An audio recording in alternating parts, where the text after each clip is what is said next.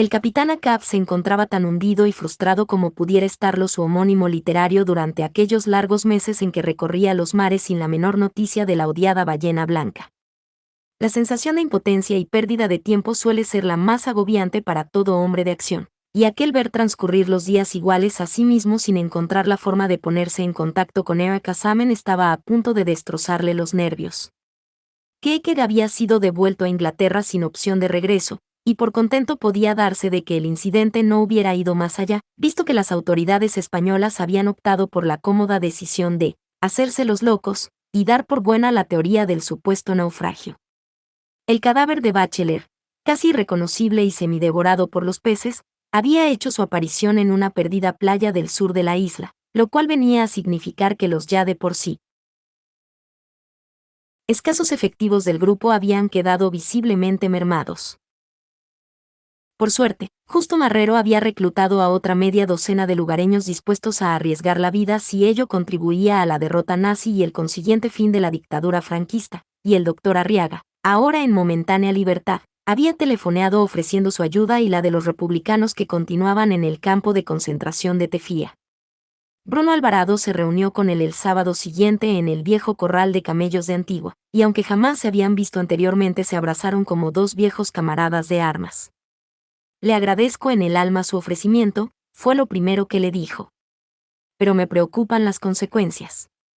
Por lo que sé, oficialmente, continúa condenado a muerte. Si ya no me han ejecutado, dudo que lo hagan, sobre todo teniendo en cuenta que en la isla escasean los médicos, fue la tranquila respuesta. Nuestra guerra empieza a quedar atrás, y por lo visto hay gente sensata que intenta olvidarla lo más pronto posible. ¿Se refiere al comandante Arencibia? Es un buen ejemplo. Nos ha hecho un gran favor no entregando a mi hombre a la policía.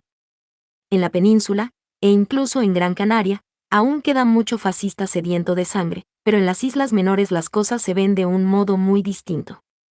Aquí todo el mundo se conoce, y la mayor parte de la gente es consciente de que lo más conveniente es intentar cicatrizar las heridas, sobre todo teniendo en cuenta que ya no está tan claro como en un principio que los alemanes vayan a ganar la guerra.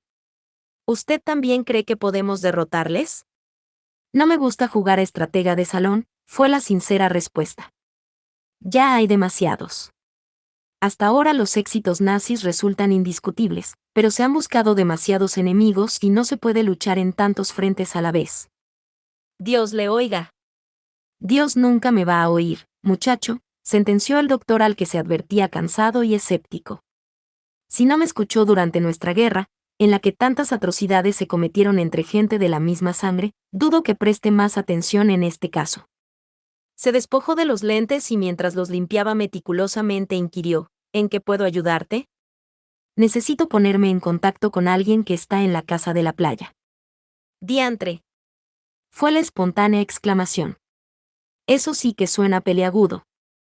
En esa casa no hay más que alemanes, y desde que se construyó no se sabe de ningún español al que se le haya permitido aproximarse a menos de 1 kilómetro de distancia. Ni por tierra, ni por mar. Lo sé, pero a las cumbres no podemos volver porque ahora patrullan con perros. Encontraron la radio y los catalejos, aunque por suerte debieron suponer que tan solo estábamos intentando espiar sus movimientos. ¿Y no era eso lo que hacíais? No exactamente, no me digas más. Cuanto menos sepa sobre el tema, mejor para todos. Lo único que importa es que debo buscar la forma de ponerte en contacto a alguien que vive en la casa. Cuando tenga una idea de cómo hacerlo, te avisaré. El capitán Ahab abandonó esa noche la cuadra sin tener muy claro qué era lo que el bienintencionado doctor podría hacer por él, puesto que lo cierto era que todos sus informes evidenciaban que los alemanes habían aumentado su vigilancia sobre el extremo sur de la isla, en el que se había concluido ya una pequeña pista de aterrizaje. Tampoco le había pasado desapercibido el hecho de que un grupo de supuestos topógrafos habían acampado en la minúscula isla de Lobos, situada en pleno canal de la Bocaina, entre las islas de Fuerteventura y Lanzarote, casi a tiro de piedra del punto en el que sospechaba que descansaban los submarinos alemanes. Manchas de aceite hacían de tanto en tanto su aparición frente al faro de esa misma isla de Lobos, y en el punto del sur de Lanzarote en el que confluían las corrientes de levante y poniente, los pescadores localizaban continuamente basuras que no tenían la menor traza de haber sido desechadas por los hambrientos habitantes de una isla que aún sufría las penurias de una durísima posguerra. Por desgracia, el estado del mar desaconsejaba arriesgarse a faenar de noche, por lo que aún no se tenían noticias de ningún pescador que hubiese avistado directamente a un submarino en el momento de salir a respirar, pese a lo cual Bruno Alvarado estaba convencido de que se encontraban allí, casi al alcance de su mano. Ello no significaba que hubiese cambiado de idea y abrigase la intención de molestarlos, puesto que lo que en verdad le interesaba no era el paradero de un U-boot más o menos, sino el de aquel misterioso y casi mítico Barracuda. ¿Pero dónde podía encontrarse el maldito barco? ¿Dónde se habría refugiado a la hora de eludir los durísimos temporales de tan desmelenado invierno? Se encontraba de nuevo en su base alemana, o tal vez descansaba para siempre a miles de metros de profundidad. La sospecha de que entraba dentro de lo posible que Hermann hubiera encontrado respuestas a tales preguntas sin que él tuviera forma de saberlo le sacaba de quicio, por lo que se pasaba las noches buscando la forma de llegar a un lugar que cada día se le antojaba más inaccesible. Sin embargo, la situación en el caserón se parecía mucho al de una plaza fuerte sitiada. Los de fuera querían entrar, y los de dentro pretendían salir, sin que ni unos ni otros consiguiesen su objetivo. La convivencia entre los gruesos y húmedos muros azotados por el viento resultaba ya insoportable, y aunque pudiera parecer increíble, el último automóvil que intentó cruzar el paso entre las montañas volcó y se precipitó rodando ladera abajo como si se tratara de una simple hoja seca despedida de un soplo. El sargento Müller salvó la vida gracias a sus reflejos y que al parecer imaginaba que algo así iba a ocurrir, pero el resultado final fue que la casa se convirtió en una especie de isla dentro de otra isla. Una noche especialmente agitada la antena de la radio desapareció arrancada de cuajo pese a que se encontraba firmemente sujeta con cables de acero, con lo que al carecer de noticias, los escasos ánimos que perduraban desaparecieron como por arte de magia. El fantasma del hambre extendió sus alas sobre un oasis en el que había reinado durante demasiado tiempo la abundancia, escaseaba el jabón, y lo que aún era peor, muy pronto comenzaría a escasear el agua al tiempo que el papel higiénico era sustituido por viejos periódicos. La baronesa aparecía cada vez más inmersa en su invencible depresión puesto que se podría asegurar que el desmoronamiento del ficticio mundo que había sabido crear constituía para ella una especie de inquietante premonición sobre lo que sucedería en un futuro en unos frentes de batalla que cada día se complicaban más. Viento. Maldito viento. Eterno viento. Sin agua, las hermosas cabelleras, rubias y sedosas, se convirtieron en pastosas greñas y los cuerpos apestaban a sudor, y pese a que a menos de 300 metros comenzaba la inmensidad de un océano en el que sumergirse con el fin de librarse de tanta mugre, era tal la violencia de las olas y la fuerza de la resaca, que aproximarse a la orilla era casi tan peligroso como aproximarse al fuego.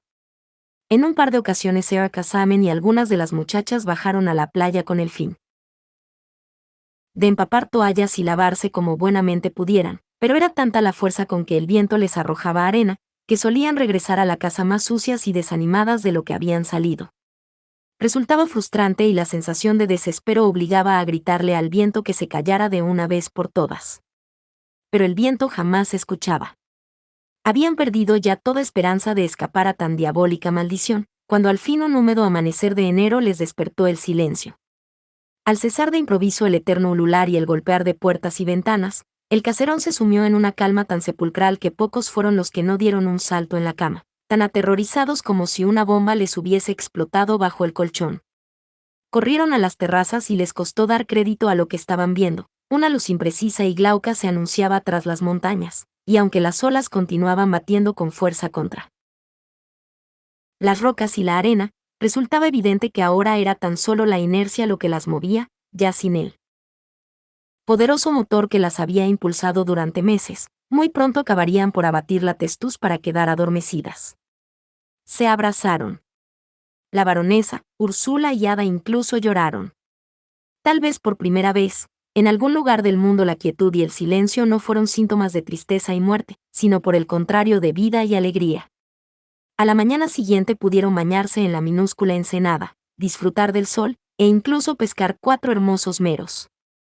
2 días más tarde llegó el primer camión cisterna que durante toda la semana no cesó de hacer viajes hasta llenar a tope los enormes aljibes. Un pequeño avión tomó tierra en el aeródromo de la Punta Sur trayendo de Gran Canaria lo más imprescindible. La vida volvía a la normalidad retomando su pulso. Los oficiales se marcharon ansiosos por reencontrarse con sus barcos y con los barcos enemigos. El capitán de corbeta Gunther Spear regresó pálido y demacrado, pero Erika Salmon se sintió feliz por reencontrarse con un viejo y querido compañero de pesca con el que solía mantener largas conversaciones. El embarazo de Úrsula seguía adelante. Al parecer la muchacha no abrigaba la menor duda sobre quién era el padre del niño, por lo que una noche, durante la cena, surgió el tema de si convenía o no hacer saber a un joven oficial que estaba luchando en algún perdido rincón del Atlántico, que iba a tener un hijo. ¿Está casado? Fue lo primero que quiso saber la baronesa. Por lo que me contó ni siquiera está comprometido. Supongo que todo el mundo tiene derecho a saber que va a tener descendencia, puntualizó Elsa. ¿Y qué obtiene con saberlo? Tal vez se alegre. O tal vez se entristezca. ¿Por qué? Porque vivirá convencido de que lo más probable es que nunca llegue a conocer a su hijo. Ni tendrá muy claro cuál va a ser su futuro, ni con quién se criará, ni quién es en realidad su madre, a la que conoció en un prostíbulo, Elsa. Perdone, baronesa, pero en un caso como este no debemos engañarnos. Somos putas de lujo un tanto atípicas, pero putas al fin y al cabo. Ninguna de vosotras cobra por lo que hace. ¿Usted cree? Inquirió con ironía la muchacha. Estar aquí, comiendo a diario y viviendo cómodamente cuando no sopla ese maldito viento, en lugar de tener que trabajar en una fábrica de Hamburgo y pasar hambre, es a mi modo de ver una forma de cobrar por lo que hacemos. Yo prefiero considerarlo una muestra de patriotismo. Bobadas. Con todos los respetos, baronesa, y le consta que se lo tengo, mamársela a un borracho hediondo, por muy oficial de nuestra gloriosa armada que sea, no es cuestión de patriotismo sino de estómago. La inteligente muchacha hizo un simpático gesto como si con ello pretendiese quitarle hierro al asunto. Pero ahora no estamos discutiendo lo que somos, que cada una de nosotras lo debe tener más o menos claro en su fuero íntimo, sino del derecho de un hombre a tener conciencia sobre su paternidad. Sinceramente opino que vivirá, y morirá, mucho más tranquilo, si continúa en la ignorancia, puntualizó Alexandra. ¿Acaso tú también preferirías ignorarlo? Quiso saber Elsa. Esa es una pregunta estúpida, querida, fue la calmosa respuesta. Ninguna mujer puede ignorar durante mucho tiempo que va a tener un hijo. Pero los hombres no suelen enterarse hasta que alguien se lo cuenta, y sé de muchos casos en que ni siquiera lo agradecen. No obstante, supongo que a un oficial de submarinos que cuenta con muy pocas esperanzas de sobrevivir, tal vez le apetecería la idea de tener la certeza de que algo de él va a quedar cuando desaparezca. Nadie, ni siquiera un oficial de submarinos en plena guerra, imagina que va a morir. Todos sabemos que la muerte está ahí, acechándonos, pero que en lo más profundo de nuestra alma abrigamos la esperanza de que pase de largo. Tal vez lo mejor sería someterlo a votación, aventuró de improviso Ulrike. Que levanten el brazo los que opinen que debería contárselo. La baronesa Hildegard von Hepper se apresuró a hacer un imperioso gesto con el que ponía de manifiesto su frontal rechazo a tal idea. Ninguna votación debe influir sobre una decisión que debe ser tomada únicamente por Úrsula, dijo. Debemos aconsejarla y confiar en que nos escuche, aunque debe ser ella quien decida. Se volvió a la aludida para añadir en un tono seco y cortante, pero ten muy presente que el hecho de que estés esperando un hijo no significa que la Marina te vaya a permitir mantener una relación permanente con el padre. ¿Por qué? Son las reglas y se os notificaron en el momento de llegar. Sin embargo, si un coronel le pidiera a cualquiera de nosotras que se casara con él, al ejército ni tan siquiera se le ocurriría opinar. Es muy posible. ¿Quiere eso decir que la Marina es más clasista? Esa es una pregunta a la que prefiero no responder. Ulrike se volvió al capitán de corbeta Gunther Spear, que se limitaba a escuchar en silencio. ¿Tú qué opinas? ¿Sobre qué? Sobre si la Marina es más clasista que el ejército. Lo es. Ah, vaya. Por lo menos no tienes la más mínima duda a la hora de admitirlo. ¿Y a qué lo atribuyes? A que resulta más limpio vivir en el mar que vivir en tierra firme. Por lo general los hombres del mar se respetan, se ayudan, y casi siempre están dispuestos a arriesgarse por salvar una vida aunque se trate de la vida de un desconocido, e incluso la de un enemigo. ¿Es cierto eso? Desde luego. Al igual que nos alegramos por haber hundido un barco, nos entristecernos por haber causado víctimas, ya que no nos gusta que nadie se ahogue. Luchamos para vencer, no para matar, eso es lo que marca la diferencia, y tal vez sea el motivo por el que a la larga nos hayamos convertido en clasistas. ¿Quieres decir con eso que en verdad os consideráis superiores? De hecho lo somos. Modestia aparte. Y sin modestia, fue la seca y severa respuesta.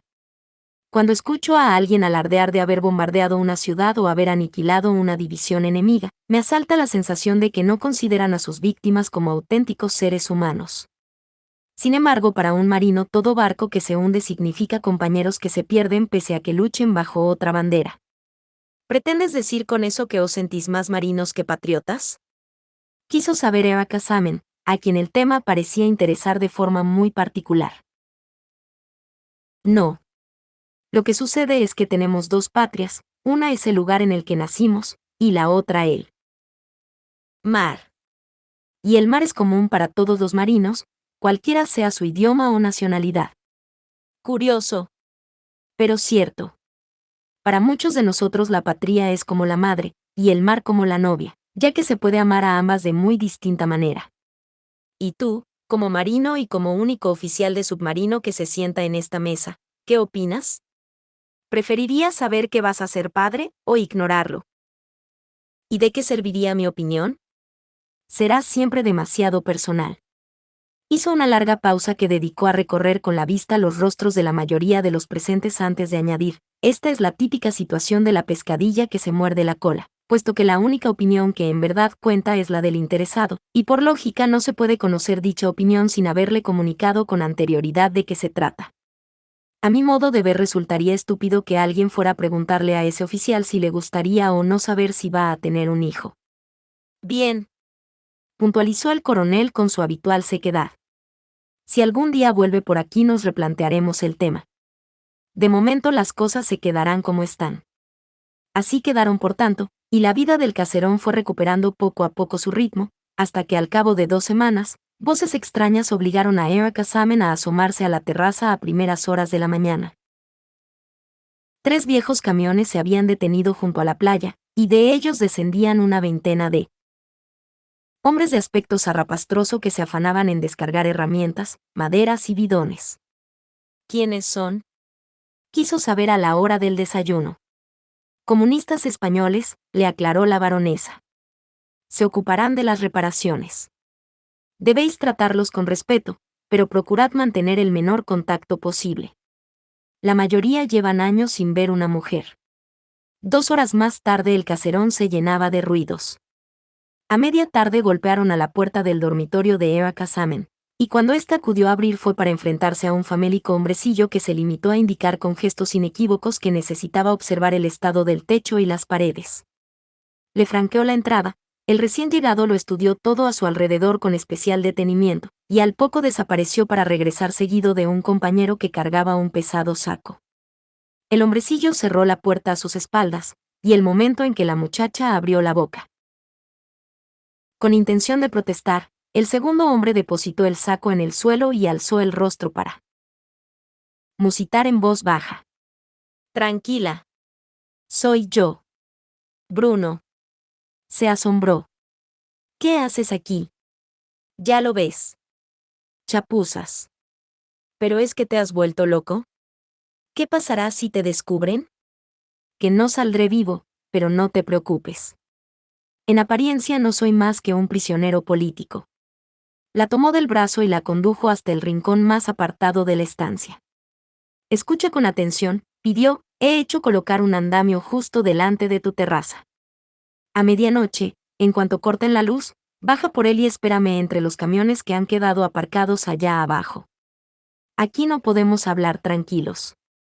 cuando no había invitados especiales en la casa. A medianoche se paraban los generadores de electricidad y debido a ello los alrededores tan solo quedaban iluminados por media docena de tristes farolas de petróleo, por lo que a la muchacha no le costó un excesivo esfuerzo pasar desapercibida a la hora de descender por un improvisado andamio que había sido levantado con la aparente intención de reparar los muros exteriores. El hombrecillo escochimizado le salió al paso con el fin de conducirla sigilosamente hasta la cerrada cabina del mayor de los camiones, en la que le aguarda un sonriente capitán Acab que se apresuró a besarle en la mejilla al tiempo que le retenía las manos con afecto. ¿Cómo te encuentras? Fue lo primero que quiso saber. Ahora bien, pero han sido 4 meses horribles. Lo imagino. Para nosotros también ha sido muy duro. Batcheller ha muerto. Lo siento. Era un buen hombre y un auténtico patriota. Pero por si con ello no bastara, Keker ha sido deportado y ya no podemos volver a las montañas. Me lo imaginé en cuanto vi cómo se deslizaba la tierra allá arriba. Dios, exclamó. Hubo un momento en que llegué a pensar que el viento y el mar se llevarían la casa. ¿Qué vamos a hacer ahora? Buscar la manera de estar en contacto de forma periódica. Te he traído una radio, pero solo podrás utilizarla en casos extremos. ¿Has conseguido averiguar algo sobre el Barracuda? No demasiado, fue la sincera respuesta. Evidentemente existe, pero por aquí aún no ha aparecido ni tengo muy claro que algún día aparezca. Cuentan maravillas de él, pero no conozco a nadie que lo haya visto. Nuestra gente lo ha visto, puntualizó Bruno Alvarado. Hace 2 semanas un hidroavión catapultado desde un crucero lo localizó a 70 millas al norte de las Azores cuando navegaba justo bajo la superficie. En principio dudó de que fuera un submarino, dado el tamaño y la velocidad a la que se desplazaba, pero al poco se sumergió por completo y ya no le cupo duda. Tenía unos 130 metros de eslora por más de 20 de manga, y con semejantes dimensiones no puede ser más que nuestra famosa ballena blanca. Pues si lo es, puedo decirte que cuenta con unos motores gigantescos que se fabrican en Hamburgo. Según dicen, su combustible es revolucionario, aunque aún no he podido averiguar de qué se trata. Buen trabajo. ¿Algo más? O mucho me equivoco, o le han dotado de un dispositivo que impide que se le detecte por medio de las DIC. No es posible. Es lo que he oído. ¿Estás segura?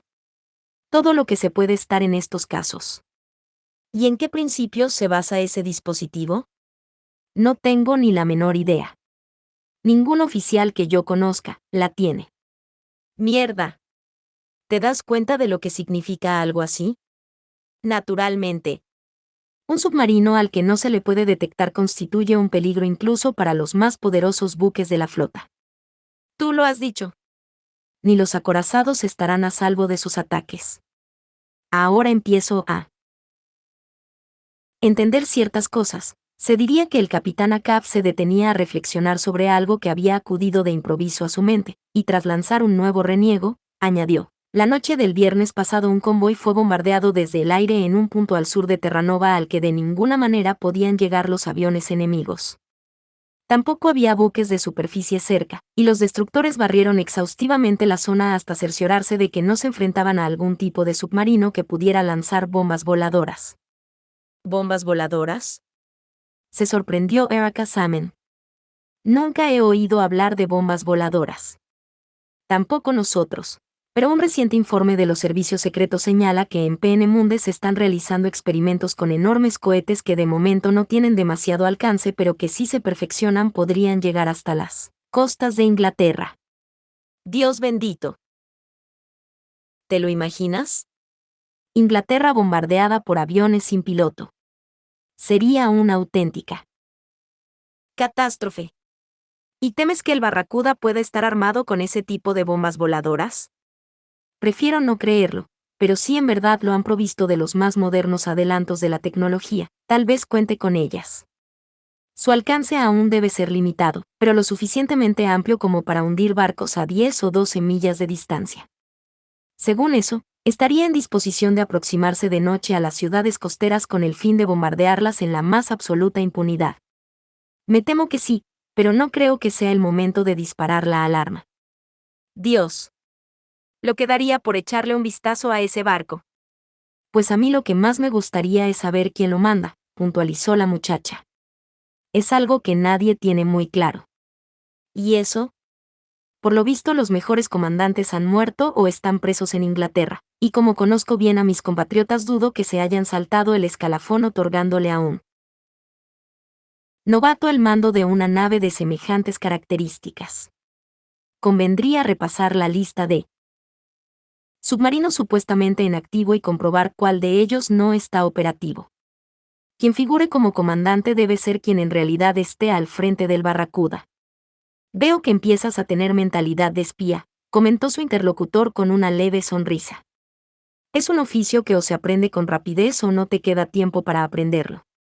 Pondremos a nuestra gente a trabajar en ello, aunque no va a resultar tarea fácil porque a decir verdad ni siquiera sabemos cuántos de esos malditos U-Boots se encuentran actualmente en servicio. Hay algo que no consigo explicarme, puntualizó la muchacha tras un corto silencio. ¿Cómo es posible que si el Tratado de Versalles prohibía expresamente a Alemania poseer submarinos, al mes de que Hitler denunciara el tratado disponía ya de 3 de ellos y de centenares de tripulantes perfectamente entrenados? Porque el tratado impedía a la Marina alemana poseer submarinos, pero no prohibía a sus astilleros fabricarlos con destino a otras naciones. Sobornaron a políticos con el fin de conseguir un contrato para construir 2 barcos, uno con destino a Finlandia y otro a Turquía, pero tardaron años en entregarlos utilizándolos para entrenar tripulaciones. Luego comenzaron a trabajar en secreto y el día que Hitler denunció el tratado, tenían ya esos 3 a punto de ser votados. ¿Y vuestro gobierno no hizo nada? El idiota. Por desgracia, nuestro gobierno estuvo haciendo el idiota durante años. De lo contrario, no nos encontraríamos ahora en esta situación. Le apretó con más fuerza la mano. Y ahora es mejor que regreses. Le aconsejó. Vuelve dentro de una semana a esta misma hora, y tal vez se me haya ocurrido una forma de que podamos estar en contacto sin ponerte en peligro. Los días que siguieron fueron de continua agitación en la casa, con idas y venidas de improvisados obreros que se esforzaban cuanto podían a la hora de reparar los desperfectos que habían causado el largo temporal, por lo que Eric Kasamen aprovechaba el tiempo para pescar o dar largos paseos por la playa, lo más lejos posible del ruido y el polvo, disfrutando de un tiempo casi veraniego que parecía querer compensar por los fríos, las lluvias y las barrabasadas de los meses anteriores. En algunas de tales salidas rumbo a la lejana ensenada solía distinguir a lo lejos a Bruno Alvarado al tiempo que se veía obligada a aceptar resignadamente los silbidos de admiración y los piropos que de tanto en tanto le lanzaban unos, hambrientos, prisioneros para los que aquel ramillete de bellezas constituía una continua fuente de comentarios y excitación. A la semana siguiente volvió al camión a la misma hora, y el capitán Acab la recibió más sonriente que nunca. Creo que he encontrado una solución para estar en contacto sin problemas, fue lo primero que dijo. ¿Y es? La caña que habla. ¿La qué? Se sorprendió ella. La caña que habla, insistió el otro. ¿Y eso qué diablos significa? Es una expresión que empleaban los indígenas americanos durante los años de la conquista. Cuando los españoles tenían que enviar un mensaje de un lugar a otro, lo encerraban en el interior de una caña que taponaban con lacre por ambos extremos para que el pergamino no se mojara al cruzar los ríos o a causa de la lluvia. Por ese motivo, los mensajeros indígenas se asombraban al descubrir cómo el destinatario extraía el pergamino, lo leía y podía saber exactamente qué era lo que había querido decirle el remitente. De ahí que acabaran llamando a esa forma de transmitir información la caña que habla. ¿Y eso qué tiene que ver con nosotros? Que me he dado cuenta que algunos días, cuando vas a pescar a la ensenada del norte, llevas una caña, mientras que otras veces la dejas allí. Únicamente la dejo cuando he pescado mucho, por lo que regreso demasiado cargada. Exacto, y por eso mismo nadie sospechará. Lo que tienes que hacer es abrir por abajo la caña, introducir el mensaje, cerrar el hueco con cera y dejar la caña allí los días en que el mar esté en calma. Por la noche enviaré una barca que recogerá la información y te dejará instrucciones. Parece una buena idea. Es una buena idea, recalcó su interlocutor con una amplia sonrisa. Y además es mía. Modestamente. Modestamente, aceptó el otro. Pero lo que tienes que tener muy presente es que no hay que correr riesgos, y por lo tanto no debes dejar la caña hasta estar segura de que has descubierto algo verdaderamente importante sobre el barracuda. ¿Y si descubro alguna otra cosa que considere que pueda serte de utilidad? Olvídalo. Insistió el capitán Acab. En la situación actual debemos limitarnos a la operación que nos encomendaron. El resto no depende en absoluto de nosotros. El relojero hizo su aparición en una luminosa mañana de marzo, pero contra lo que cabía esperar por su